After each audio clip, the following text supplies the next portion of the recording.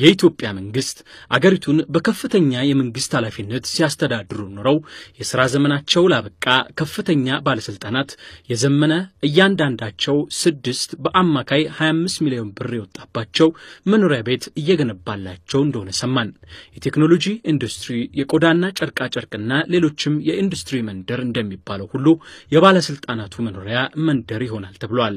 በኢትዮጵያ ለከፍተኛ ባለስልጣናትና መሪዎች እንዲህ ያለው የዘመነ መኖሪያ ቤት ሲገነባ በታሪክ የመጀመሪያው እንደሆነም ሰምተናል። ከመሃል ከተማ ወጣ ብሎ ወደ ከተማ ማስፋፊያው ሲኤምሲ አካባቢ 6 የባለስልጣናቱ መኖሪያ እየተገነባ ነው ተብሏል።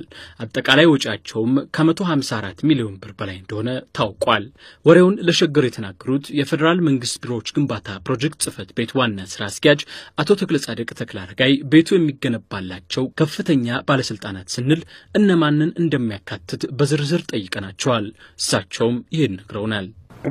እነዚህ ከፍተኛ ባለስልጣናት ምንላቸው በነገራችን ላይ የመንግስትና የህዝብ መሪዎች የነበሩ የአገልግሎት ጊዜያቸውን በአግባቡ አጠናቀው ከስልጣናቸው የተነሱ ማለት ነው። ስለዚህ እነሱ እንግዲህ ሲኒየር ሲቲዝንስ እና ሲኒየር መሪዎች የሚያጠቃልል ነው።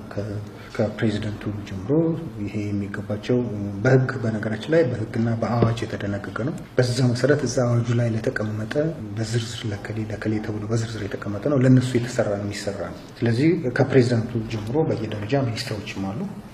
ለነሱ ነው የሚሰራው። እነሱን ታሳቢ ተደርጎ ነው። በነገራችን ላይ ይሄ የመጀመሪያው ዙር የመዋኛ ስፍራ ያለው ከመሬት በታች አንድ ከመሬት በላይ ባለ 2 ፎቅ የሆነ የዘመነ መኖሪያ ቤቱ አሁን እየተገነባ ነው። ሌላስ ምን ልዩ የሚያደርገው አለ? አቶ ተክለጻድቅ አሁን እየተሰራ ያለው ከፕሬዚዳንቱ ጀምሮ ለሚኒስትሮች የሚሆን 6 ህንጻዎች ናቸው። ከነሙሉ ሰርቪሳቸው ከነሙሉ ግባቸው ሁሉንም ፋሲሊቲ ያሟሉ ማለት ነው። ስለዚህ አሁን እነሱ ቀላል አይደለም ለሲኒየር ዜጎች ቢኮዝ የተለመደ አይደለም። አፍሪካ ውስጥ እኛም ሀገር ቢሆን የተለመደ አይደለም። ሀገር ህዝብን ላገለገሉ ሰዎች በመጨረሻ እድሜያቸው ጊዜ መኖሪያ ቤት እና ሌሎች ፋሲሊቲ ችግር ሊኖርባቸው አይገባም። አገልግሎት በአግባቡ ሰጥተው በጧታም ይሁን የምርጫ አልቆ የሚገለሉ ሰዎች ስለሆኑ ያ ሰርቪስ የግድ ነው። እሱ ዋና ህንጻዎቹ ኦልሞስት እያለቁ ነው። ከዲዛይን ጋር ተያይዞ ከአካባቢው ቴሬኑ ትንሽ አስቸጋሪ ነበረ። ሰርቪስ ኳርተሮች እና የተለያዩ እነዚህ ሪቴኒንግ ስትራክቸርስ አሉ። ተራራማው አካባቢ ነው። ሲነሪው ተፈልጎ ስለምንፈልገው በጣም ጥሩ ቦታ ላይ ስለሆነ ያን ስራ ለመስራት የዲዛይን ትንሽ አስቸጋሪ ነገር ነበረው። ከአዲስ አበባ መንገዶች ጋር የሚገናኝ ነበረው።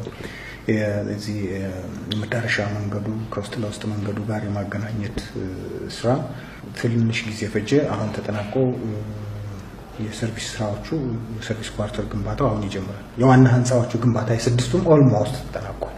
ኦልሞስት የመንግስት ከፍተኛ ባለስልጣናት ይኖሩባቸዋል የተባሉት መሪዎች የሚገነቧቸው የሥራ ተቋራጮች እነማን ናቸው? የሥራ ተቋራጮችስ በምን ደረጃ የሚገኙ ናቸው? እስካሁን በሀገር ውስጥ ስራ ተቋራጮች ናቸው ሁሉም ስራዎች እየተሰሩ ያሉት።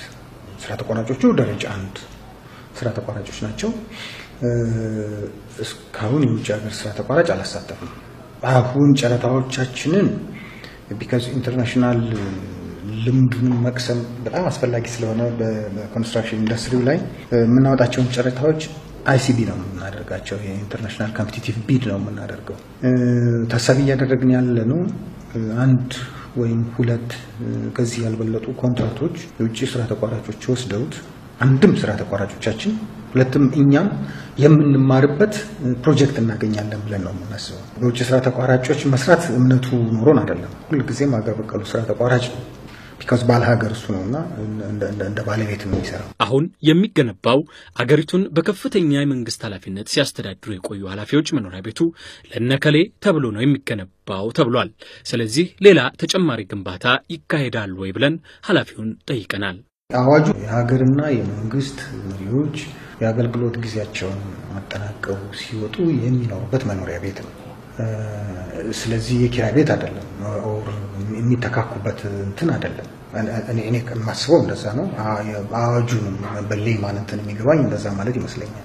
ስለዚህ እየሰፋ እየተሰራ የሚገነቡት ቤቶች ከፍተኛ የሀገሪቱ መሪዎችና ባለስልጣኖች ከስራ ከተገለሉ በኋላ እስከ መጨረሻው ይዞታቸው ሆኖ እንደሚቆይም ኃላፊው ነግረዋል።